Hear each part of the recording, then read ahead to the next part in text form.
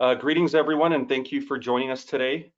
Today's webinar is scheduled for 1 hour, consisting of our main presentation, a special announcement about Plan Predict, and finally, we'll answer your questions about string sizing as time permits. We have a couple of presenters today. So to kick it off, I'd like to introduce our VP of Development Technology and co-founder of Terabase, Tang Li. Thanks, Rafael, and hi, everyone. Thanks for joining us today. Like Rafael said, my name is Tang Li. I'm VP of Development Technology here at Terabase. We're really excited to bring you this webinar and continue the series of regular webinars to share news and details about Terabase's products, as well as address some of the topics that we're working on. I'd like to start today's webinar with a brief overview of Terabase for those who are not familiar. We were founded about 4 years ago in early 2019 by a group of industry veterans from SunPower with deep industry knowledge in all aspects of large-scale solar projects. We're a venture-backed solution provider with a number of products and services aimed at helping the industry scale to the next terawatt and beyond. You know, it took us about 50 years to reach the first terawatt of solar deployed worldwide. And we have many more terawatts to come, and we hope that Terabase is going to be part of that, the solution to accelerate the deployment of solar. If you're interested in any of our products and services, please feel free to reach out to any of us for more details. But I'll keep it short, and with that, I'll hand it off to my colleague, Jason Spokes, Director of Project Engineering, for today's webinar topic. Go ahead, Jason. Yeah, thanks, Tang. Appreciate the intro, and hi, everyone. Glad to see everybody joining in. Excited to be presenting today, and excited to be presenting on this particular topic, which I think is important for the industry.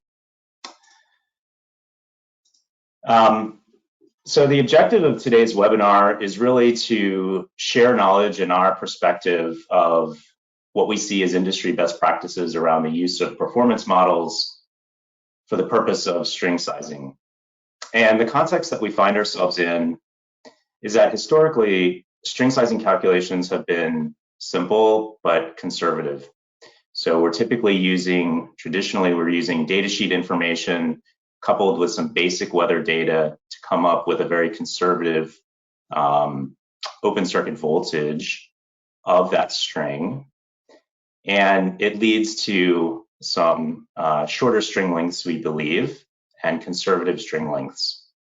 Within the last few years, we've seen performance models being increasingly applied to help reduce some of that string sizing conservatism, and increase string lengths. And this is being done ultimately to help reduce project LCOE. We see that codes and standards are supporting this approach, but lack some specificity on exactly how to apply these performance models. And as a result, we see that the industry is lacking some general consensus on best practices. Before we move on to the more technical content, I would just like to pause and give some appreciation to several industry colleagues who have really supported us on our journey in better understanding string sizing. We've had some great discussions, and it's been really helpful to have their support. So Justin from First Solar, Sane from Revamp, Marius from Sandia, and Akanksha and Catherine and Mark from Clean Power Research. And the Clean Power Research team, we're starting some exciting work with them, focused on collaborating with some of their weather data, Solar Anywhere weather data, for the purposes of developing some information for string sizing. So that's exciting, and we're going to be excited to share more in a little bit.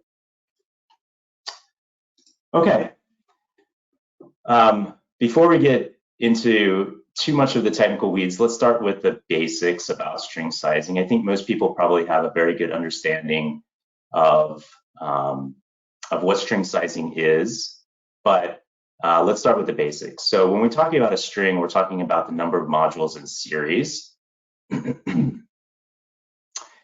And we care about the voltage for the string. and the voltage is really what dictates how many modules in series that we can put. And the voltage of a string can be calculated pretty simply. It's simply the voltage of an individual cell times the number of cells in series within a module times the number of modules in series in the string. It seems pretty simple, but for solar modules, the cell voltage can be a bit elusive to calculate. So we need some complex models to be able to understand what the cell voltage is at any given set of environmental conditions.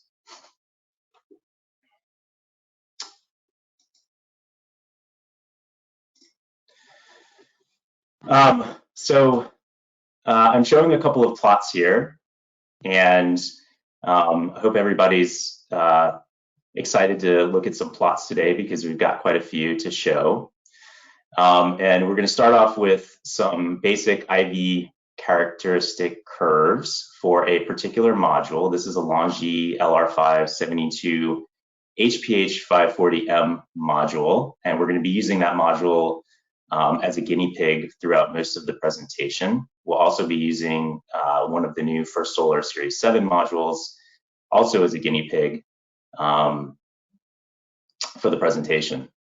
So the plot on the left is current voltage or IV characteristic curves at different irradiance levels. And the plot on the right is current voltage characteristics curves at different cell temperatures. And some observations here is that if we look at the voltage of the module, we can see that it is dependent on irradiance, and we can see that it's dependent on cell temperature. And so today, for a lot of the conversation today, we're really going to be talking a lot about irradiance and cell temperature effect on the voltage of the module. The next observation is that the maximum voltage for any given irradiance or cell temperature occurs when the current is 0. And we call this the open circuit voltage. So for today's conversation, we're really focused on open circuit voltage because that's really the maximum voltage that the module would see or that cell would see under a given set of circumstances. Some more observations is that higher irradiances lead to higher open circuit voltages, and lower cell temperatures lead to higher open circuit voltages. And so why do we care about voltage or open circuit voltage for a string? Well, it's because we connect that string to different pieces of equipment, and that equipment has voltage ratings itself. And so we don't want to exceed the voltage ratings of the equipment connected to. So for example, cable has insulation ratings. We connect to disconnect switches, fuse assemblies, and of course inverters. All of those pieces of equipment have voltage limitations, and we cannot exceed those voltage limitations. And so the design objective is typically, how do I maximize the string length while not exceeding the voltage ratings of the connected equipment? And in utility scale power plants, we typically see a maximum system voltage of 1500 volts. So that's pretty typical for the industry. Okay, there's a lot here, but I did want to touch on relevant industry codes and standards because it's important. On the left-hand side, we have a National Electrical Code, which is the primary code for the United States, as well as some other countries around the world which have adopted it. On the right-hand side, we have the IEC, which is one of the primary sets of standards internationally. And the main thing I want to point out here is that starting in 2017, in the National Electrical Code, we see that there is an additional option to for systems greater than 100 kilowatts to use a documented and stamped by licensed PE method for calculating maximum voltage. One of the industry recognized methods that it gives is the Sandia photovoltaic array performance model. And this is in contrast to what was prior to 2017, which is what we call the traditional straight line calculation method. And this is what I referenced before as being very conservative, very simplistic. So in the NEC starting in 2017, we have the opportunity to use a more sophisticated model, but there's really not a lot of information given as to how to apply that model. And so we have some vagueness here. There's somewhat of a parallel situation with the IEC. The IEC also recognizes the same straight line method, and it also recognizes that with engineering justification and approval from manufacturers and local approving authorities that you can use a more sophisticated model. The IEC 62548 is really applicable to PV systems in general, while the IEC 62738 is applicable to ground mount systems only. And the main takeaway here is that they both recognize this sort of simplistic method. They recognize that you can apply more complex methods of simulation towards open circuit voltage calculations or determining maximum voltage. But they're both sets of standards are somewhat vague as to exactly how that should be done. And we think that this leads to sometimes some conservatism and sometimes just the lack of industry consensus can lead to some issues when it comes to approval of projects.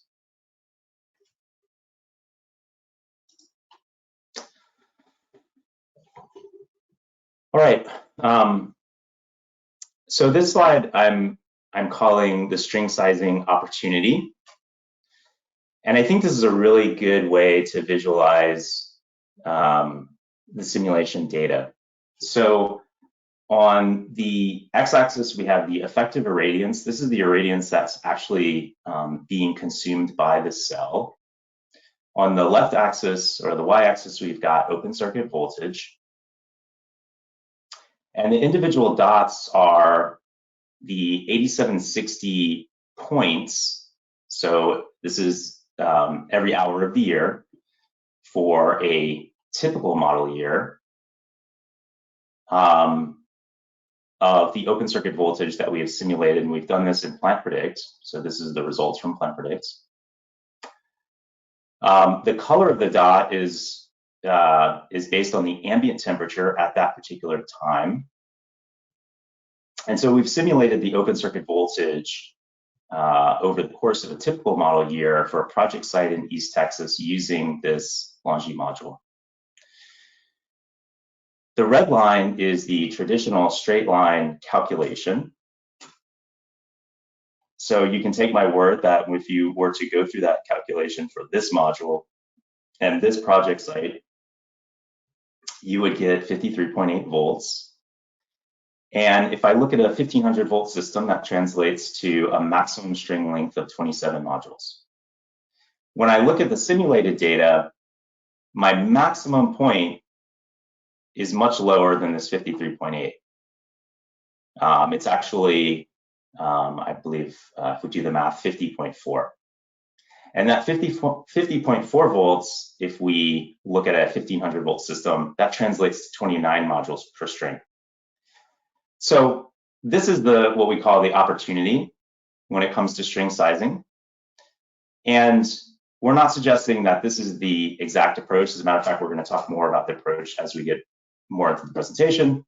But we're just sort of framing the argument that we're going to be able to make as to why simulation data can be used.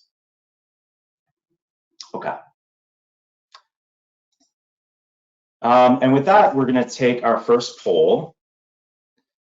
So the poll question is, which method best describes your company's approach to string sizing?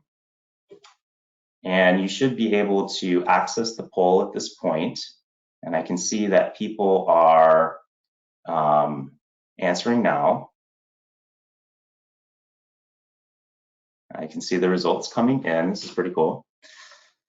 It looks like there's somewhat of a majority using the simulation method, although at least a third are typically using the straight line method, and about 17% are using a mixed approach, really depending on the situation.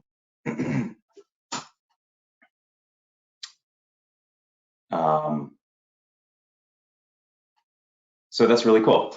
Okay, so we're seeing sort of a mixed bag, which is really interesting and good, and I think that shows that the importance for discussions like this. Okay, let's move on.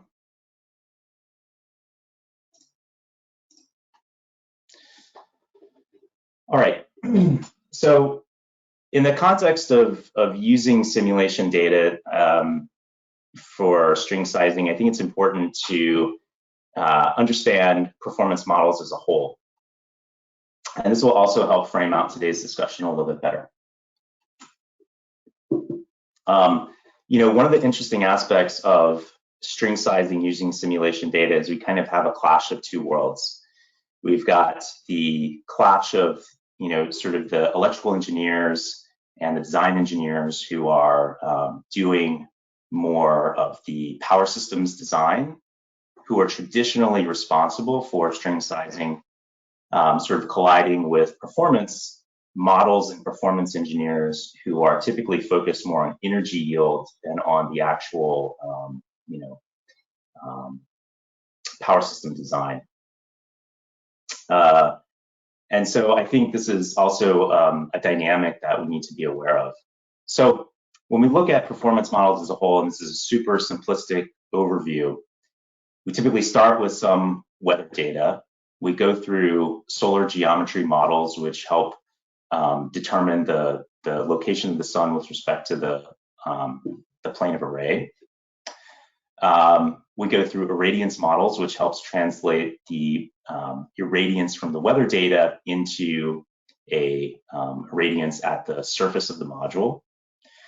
We go through optical loss models, which helps to determine of that irradiance that's actually hitting the surface of the module, how much is actually being consumed by the cell. And then we get into the module model itself. And the module model is where we're actually translating, for the first time, the photons of energy into current, voltage, and electric power, right? So this is where that translation happens. And we also have cell thermal models, and we have obviously the module data input, and that can come in different forms. Today's focus is really going to be on the module models and cell thermal models that underpin this overall process. We will touch briefly on weather data input, but that's kind of a topic for another day. So we're really going to be focusing on comparing the underlying module models between these different models, right? And it's important to take a minute to talk about these different models that we typically use in the industry, because they have different scopes and we can actually combine them in different ways. So the Sandia PVPM has a smaller scope than Plan Predict PV System SAM. It's really only focused on the module. It doesn't get into inverter. It doesn't get into some of the solar geometry aspects. And the Sandia PVPM can be implemented. It's not a piece of software itself. It is a series of equations and coefficients, etc. It can be implemented in some of these other tools. So, for example, Plan Predict, you can run the Sandia cell thermal model in Plan Predict, but the underlying module equations are not used by PlanPredict. Sort of similar things can be said about PVSys and SAM. Both of these have more robust implementations of Sandia. But in order to use those Sandia implementations, you have to have the Sandia module database data. And this is one of the drawbacks of the full implementation of the Sandia PDPM, especially for the large-scale solar industry, because the way that the Sandia model defines the module information is through physical testing. So in order to develop those coefficients, you have to go through physical testing. And oftentimes in the large-scale solar industry, the modules that we're planning to use and we're designing around haven't been manufactured yet. So for today's discussion, we're really going to be looking at the Sandia model, the open circuit voltage equations within the Sandia model. And this is kind of a shortcut that many people use when it comes to string sizing. They will run a simulation in PVSys or PlanPredict or SAM. They'll take the output irradiance at this point from one of these models and the output cell temperature from one of these models, and they'll plug it into the Sandia open circuit voltage equation. And that's a completely legitimate way to go about doing things. But when we're talking about Sandia today, that's what we're going to be talking about, not the full implementation of Sandia. Hopefully that's somewhat clear. And then with PlanPredict and PVSys, I think many people are familiar with those. With SAM, today we're really going to be focusing on the CEC single diode model and NOCT cell temperature method within SAM. This is the user-entered specification version of the SAM single diode model, and it is based on users entering datasheet information about the module. Similarly, SAM also has a CEC database of module data, but not always do you have the module that you want. And so we're not going to be talking about the other version of the CEC single diode model. So hopefully that's clear as well. Okay. Getting back into plots. This is a really I think interesting plot, and on the x-axis we have effective irradiance, on the y-axis we have the open circuit voltage, and we are comparing the open circuit voltage characteristic curves for the LONGi module again across these different models. And we're doing it at 3 different cell temperatures. So we're fixing the cell temperature, we're ignoring the cell thermal model, and we're only looking at the underlying module model. And it's important to point out that the PVSys and PlanPredict single diode model at this level is identical. So we're using their, basically the exact same equation. And one of the obvious takeaways is that these models are very well aligned. So for this particular module, when we plot the open circuit voltage characteristics, we can see that there's really not a huge difference in the underlying module models between these different module models.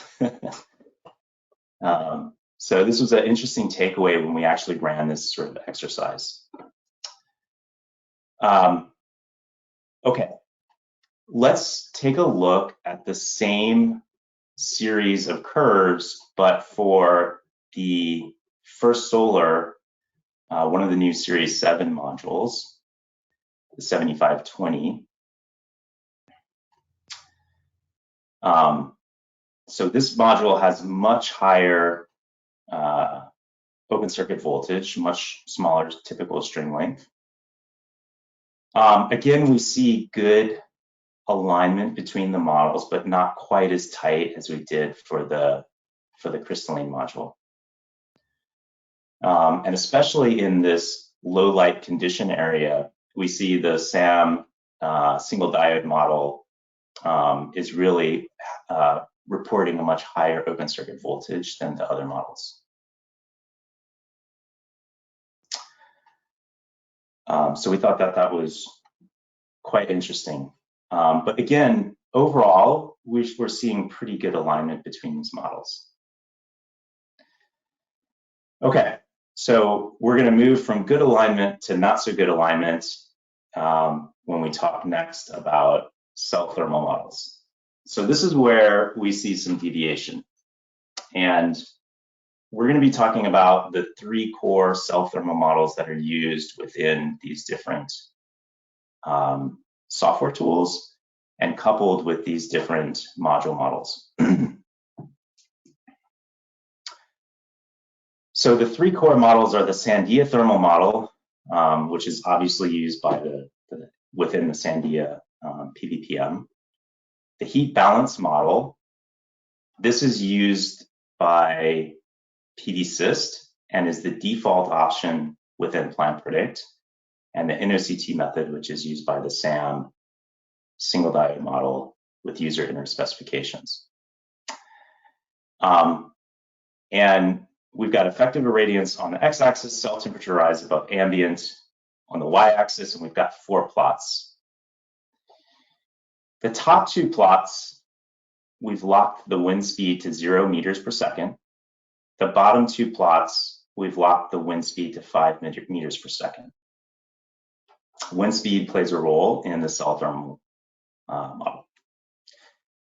The left 2 plots, we have set the conductive and convective coefficients to 29 and 0. These are only available in the heat balance thermal model and are the default parameters within PVSYST and Plan Predict. On the right-hand side, we've locked the conductive and convective coefficients to 25 and 3. These are the recommendations for at least one major module manufacturer for tracking systems. So so we do have some, I think they had gone through some testing and found these coefficients to be most appropriate. The first major takeaway that we have is that the NOCT method is highly sensitive to wind speed. So when the wind speed is 0, it is by far the warmest cell temperature. And when the wind speed is 5 meters per second, it is the coolest cell temperature.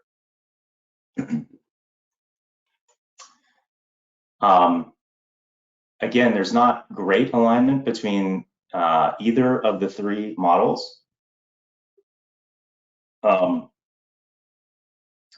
In the context of, I think it's important to sort of highlight, and I'll make this point later, in the context of string sizing, conservatism means what is the lowest cell temperature. And this is different from the context of energy modeling, where conservatism is what is the highest cell temperature, right?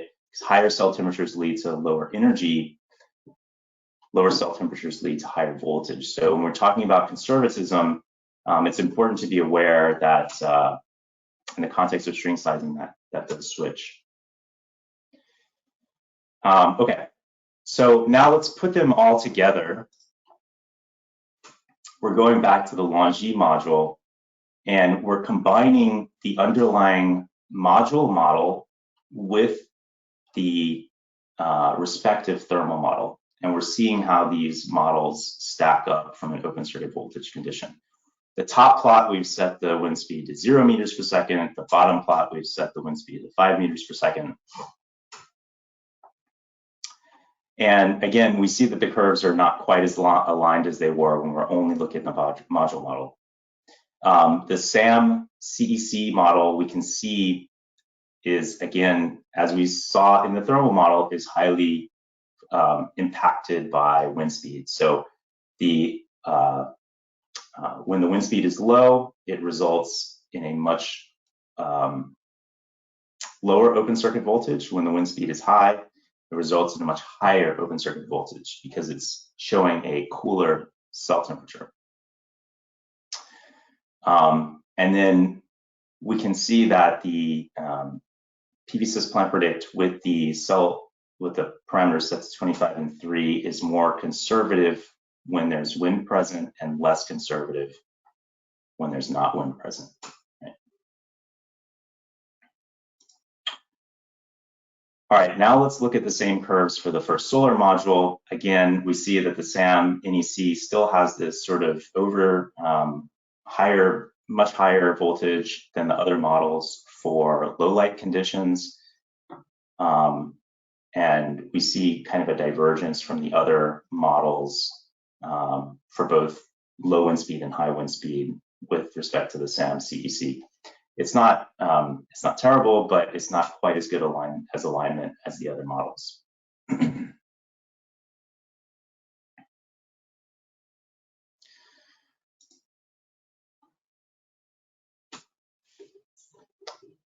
And then looking at this data in a similar sort of scatter plot as we looked at before, again, going back to the LONGi module, the top plot is what we saw before, which is the ambient temperature for each point. The bottom plot is what we're showing for the cell temperature.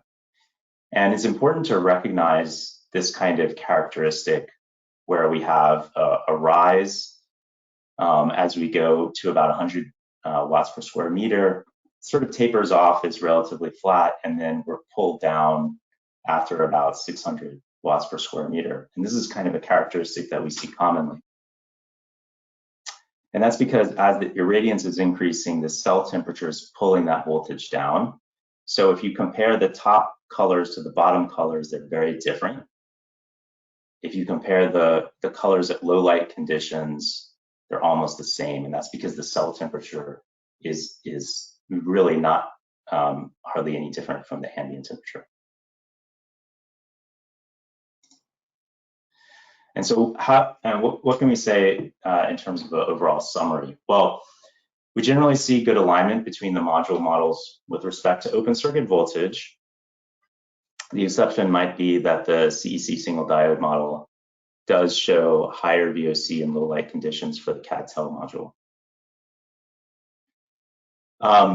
And we do see much larger deviation between the cell thermal models. And we think that this drives some misalignment between the combined module and thermal models.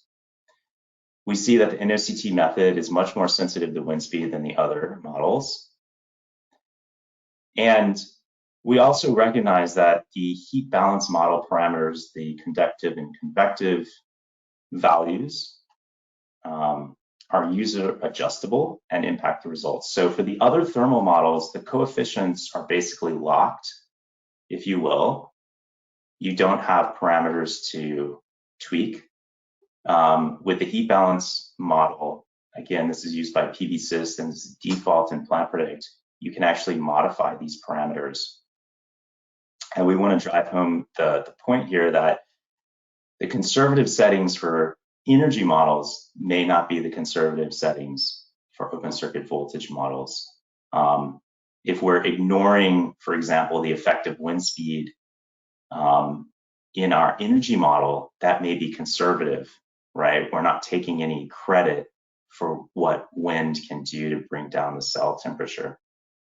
Conversely, if we're ignoring wind in an open circuit voltage model, that may not be the best approach, right? Because it's not as conservative.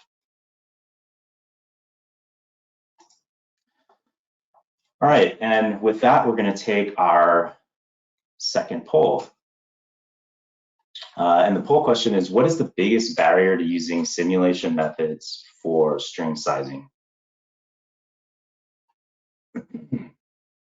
And I'm seeing some results come in, and we'll give it a minute here as everyone has an opportunity to respond.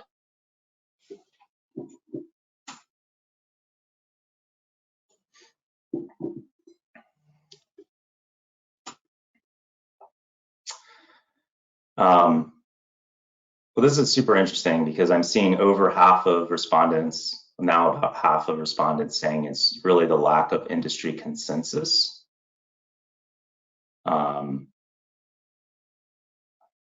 And we're seeing a small, about 17% saying lack of testing and validation studies, about 47% saying lack of industry consensus, 12% saying risk to permitting, 1% saying the cost of performance model tools and weather data, and about 23% saying lack of expertise in using performance modeling software. So I think that's really interesting. And one of the main reasons we're meeting today is to help build that industry consensus, right? Okay. So we're on the final third of our presentation, and I want to bring up another plot and our only equation that we're going to be showing today. And I think this is an interesting dynamic and an interesting plot. It was actually something that was counterintuitive to me until I read it in some literature. But it turns out that the open circuit cell temperature is actually warmer than the maximum power cell temperature. And it's important to recognize that when we're calculating the cell temperature in the thermal models that we're using, we're actually calculating that cell temperature at maximum power. So we're assuming that module, that string is operating at maximum power. And all of the cell thermal models are really based around determining that temperature, right? When the cell is open circuited, it's actually sitting at a warmer temperature. And the way that you can think about this is a cell that's operating at maximum power is evacuating energy that comes in from the sun in the form of electrical energy. So it's actually, it's receiving energy and it's allowing a certain amount of that energy to exit the cell based on the efficiency of the module. Whereas the open circuit cell temperature, all of the energy that's coming into the cell is, nothing can sort of get out. So the only energy that's released is basically back to the environment in the form of conduction and convection. And we can relate the cell open circuit temperature to the cell maximum power temperature with this equation. Now, this is a simplistic equation, but it's been documented in at least one IEEE paper, which we're going to reference, I think, in the next slide. And what we're plotting here is the cell temperature for, again, the LONGi and the first solar modules. This would be at the maximum power, and this would be at the open circuit. So what this means is it's an added layer of conservatism. So we care about open circuit voltage. If the open circuit voltage cell temperature is actually warmer, then it means that that open circuit voltage, if we computed it at this cell temperature, we would see that it's actually a lower open circuit voltage. The reason that there is a difference between these lines, between the two modules, is because of the efficiency of the module. So the LONGi has a slightly higher efficiency. That means it's evacuating more of the energy that it receives in the form of electrical energy, and the cell temperature is a little bit lower. And one really exciting thing that I'm thrilled about is that Plant Predict now provides the voltage and cell temperature at both the open circuit conditions and the maximum power conditions. And you can get that from the DC fields nodal data.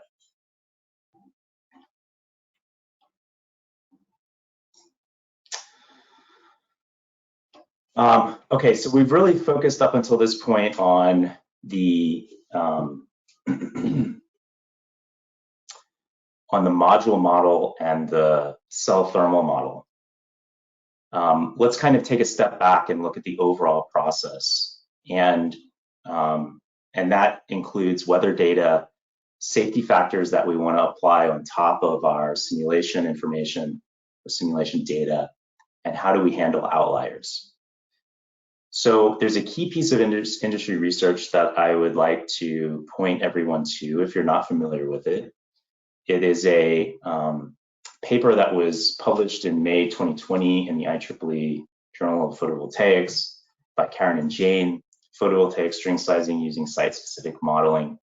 They really cover and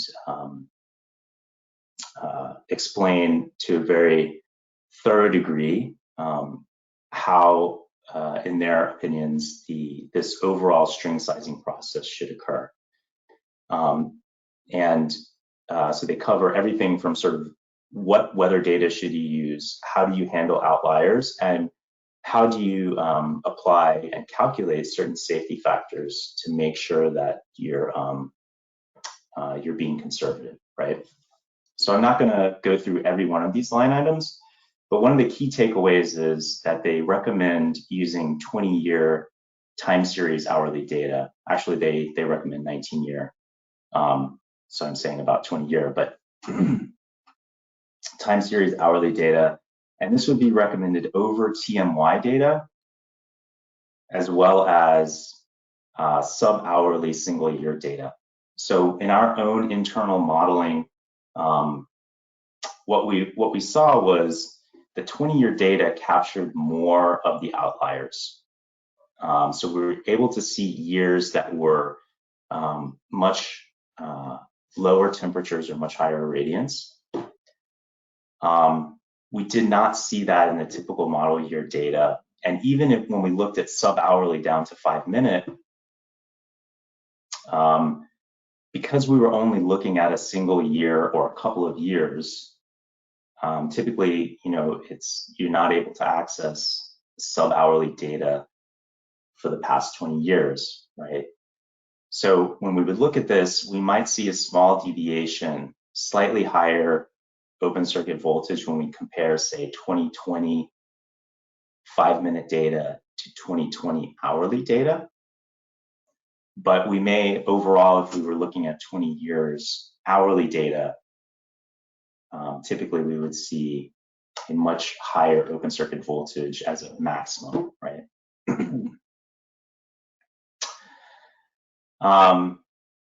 Another key point is that they recommend using the P99.5 max as opposed to the P100.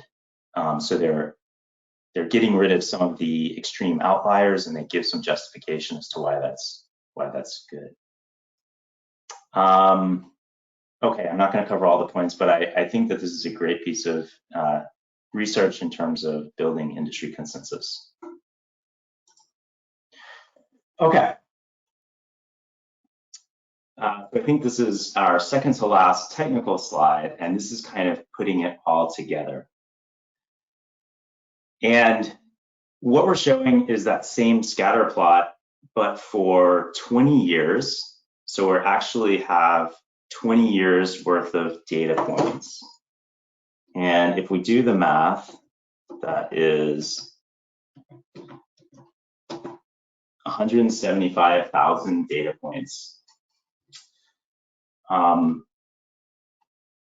And this is for the LongeG module. Again, East Texas, 20-year time series data.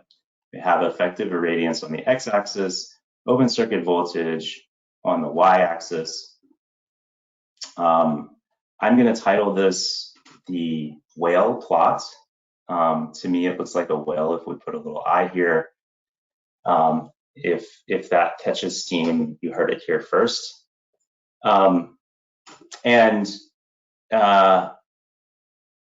We've got the traditional straight line VOC calculation at 53.8 volts. And again, that translates to 27 modules per string. So this is the same as what we saw in one of the earlier slides.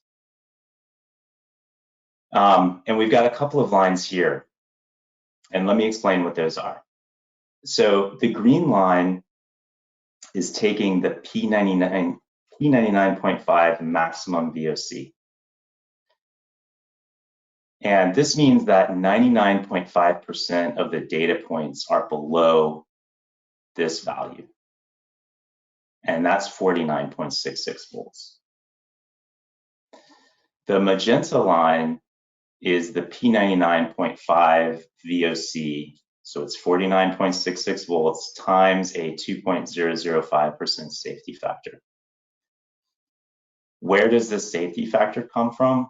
It comes from the paper that I just referenced. And we went through that paper and calculated and applied the safety factors that were recommended and the calculations that were recommended. Calculation of these safety factors is a topic for another webinar, but I want to point you to that research. So when we apply this P99.5 safety factor, we get 50.66 volts. And this would be the recommended maximum voltage that we should use for string sizing. And so what we're doing is we're saying, okay, visibly I can see that there's probably about 20-ish hours over the course of 20 years in which my cell or my string voltage could exceed that maximum voltage limit of 1500 volts, or could exceed this line, right? But I'm saying that that's okay because there's other levels of conservatism built into this. And one of the main ones is that the system is not typically operating at open circuit conditions. It's typically operating at maximum power conditions. And that maximum power voltage is much lower than the open circuit voltage. So we're saying it's an acceptable risk for 20 hours out of 20 years for there to be the possibility that if the system was in an open circuit condition at that time, that we might exceed the voltage.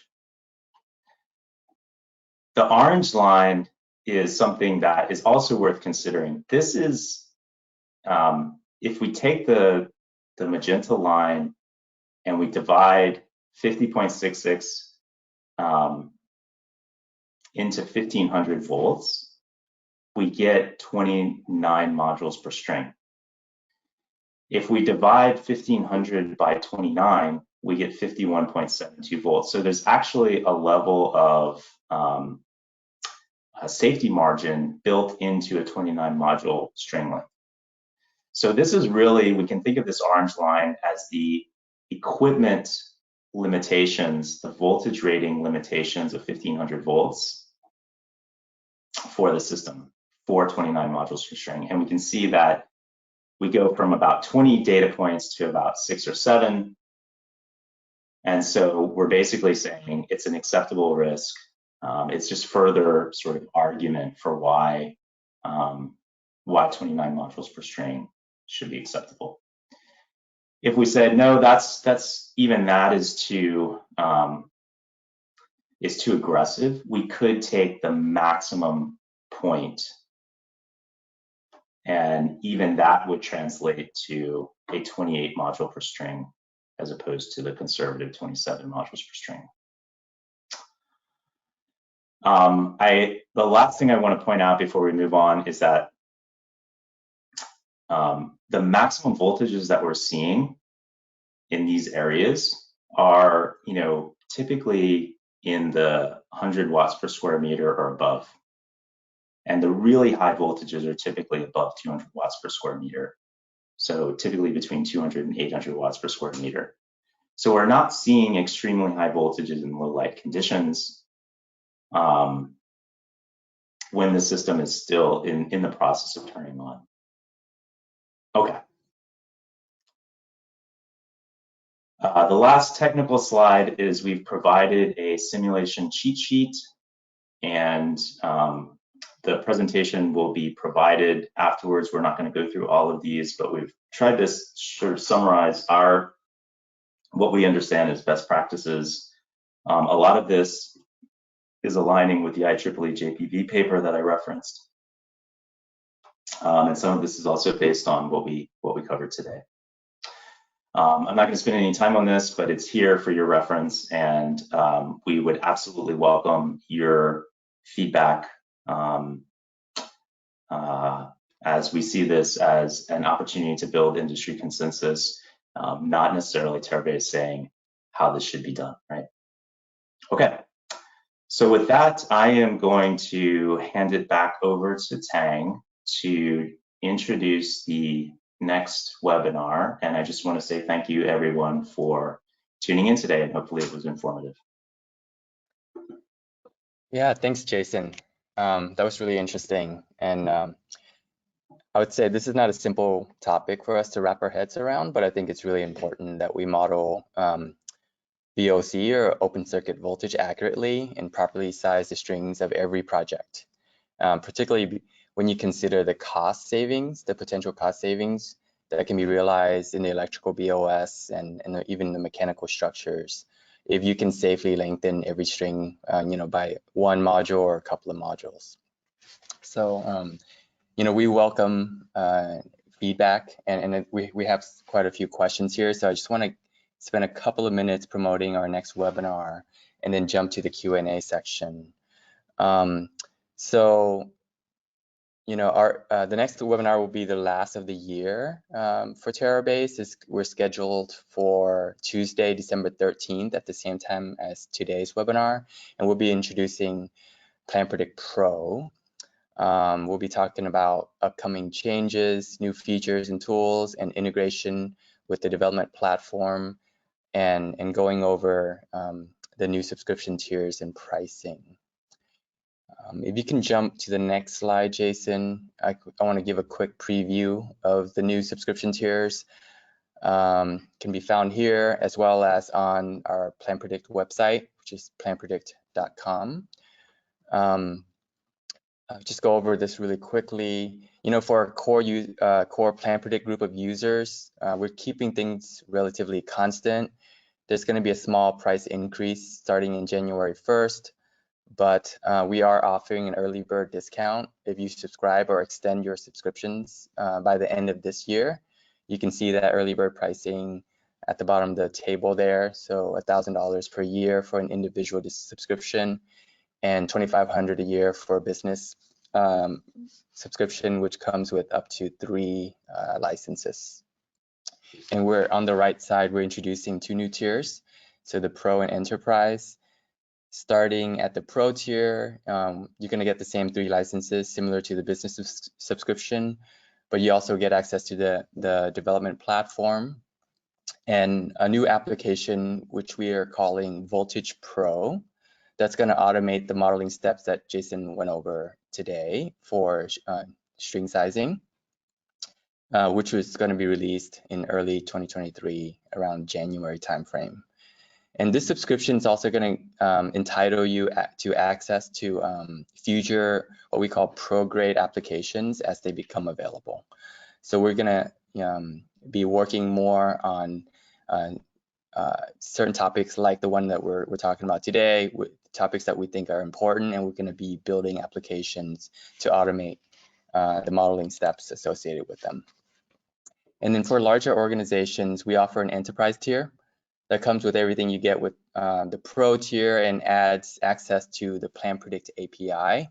So if you're building custom applications and want access to the energy models that PlanPredict offers, you can do that. It also comes with on-demand engineering services to supplement your teams and concierge support.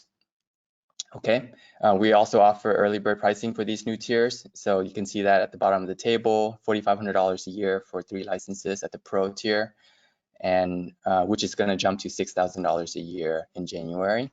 And then similarly, the Enterprise tier starts at $15,000 for up to 10 licenses.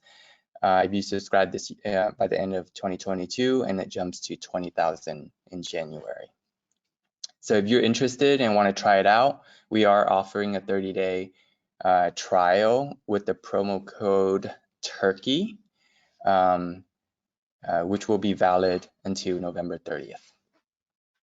Okay. And then with that, let's jump to the Q&A section. All right, thank you, Tang and Jason. Yeah, we're ready to move on to your questions. So we might go over a few minutes, so stick around if you'd like. I'd like to thank everybody for joining us.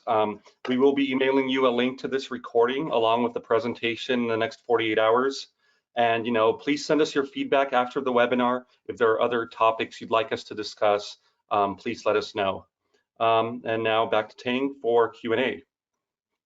Yeah, so let's jump into it. So one of the questions is about comparing models against real test data. So have the open circuit voltage values from these models been validated against real test data? Yeah, thanks. That's a good question. Let me hop back. Obviously the IV characteristics of the underlying modules has been tested and validated against all of these models through a lot of tests. Actually, the Sandia model itself was basically built based on empirical data. But one of the, that's more broad and IV curve sort of in general related. Specifically for open circuit voltage, I would point back to this particular piece of research. It included some quite a bit of validation testing data that showed good alignment between the approaches that were suggested and real world test results across different module technologies. Okay. Another common question here related to soiling. So I'm going to read a couple of different ways the question's been asked. So should soiling losses be factored in? It's one question, and another one is saying soiling will reduce irradiance on the modules, and also VOC will be less. So maybe even 30 modules in a series is possible. What is your view on that? Yeah, this is one of those layers of conservatism. So when we, the results that we presented today had ignored the effects of soiling. So we're assuming that there's no soiling. That's really the most conservative approach.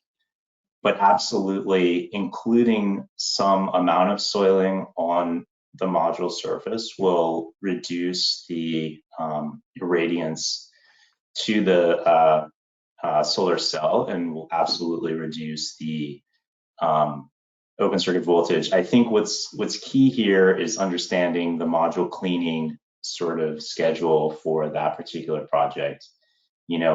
We've worked on projects where they have literally, are cleaning the modules every 3 days.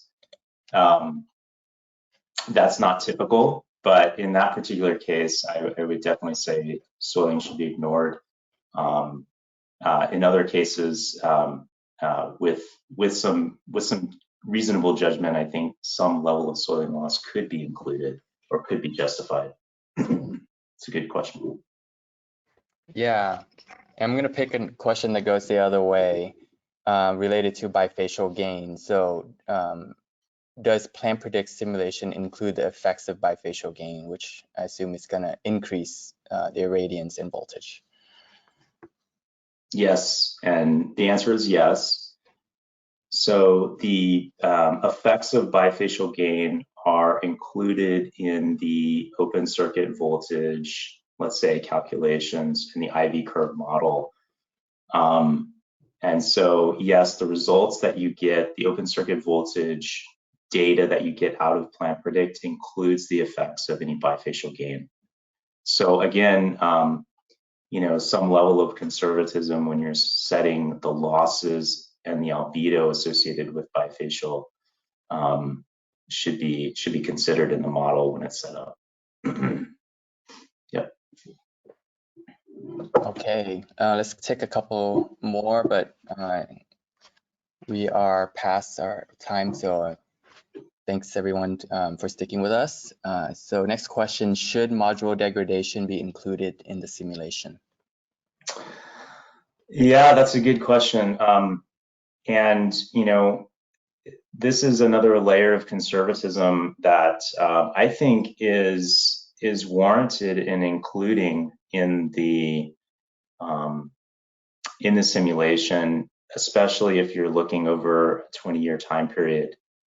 You know, we know that the modules are going to degrade. That's going to have an impact on the open circuit voltage. And in the plot, actually, in the plot that we showed here, the results did include module degradation. So year one really had no degradation, whereas year 20, you know, we had been applying a compounding module degradation. So that actually played out in the results that we showed here. But we'd be interested to hear from others as to others' opinion on that. Yeah. Okay. So I apologize we couldn't get to all the questions, but we'll go with one final question before we wrap up. I think this is an important one. Have AHJs and IEs accepted this methodology in your experience? I think that's a really important question, and I think that we've definitely seen AHJs and IEs accept simulation-based calculations for open circuit voltage as a basis of string sizing. So we've definitely seen that.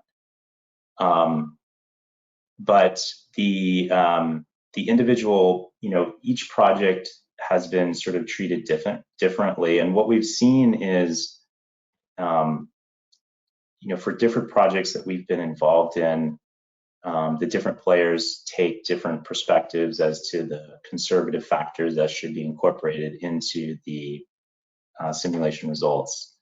And so really what we see is kind of a lack of uniformity in the approach that's taken for preparing those open circuit voltage calculations.